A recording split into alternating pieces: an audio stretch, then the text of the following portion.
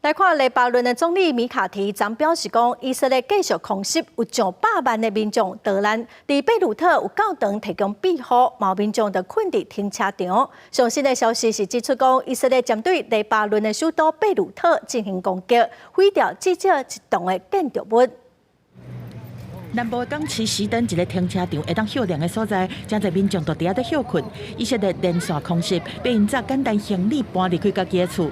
حقيقة مع الدولة مثل إسرائيل ما في شيء محمي。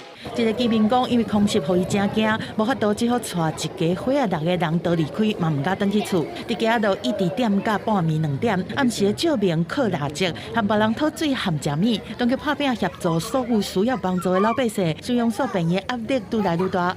مليون شخص لبناني يتحركوا من مكان لمكان خلال ايام، هي اكبر عمليه يمكن。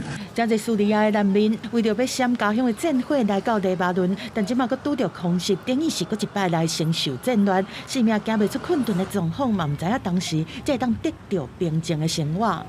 وبيت اخوي وما عرفانين حالنا وين بدنا نروح. هي المشكلة إنه ما عرفانين شو مصيرنا.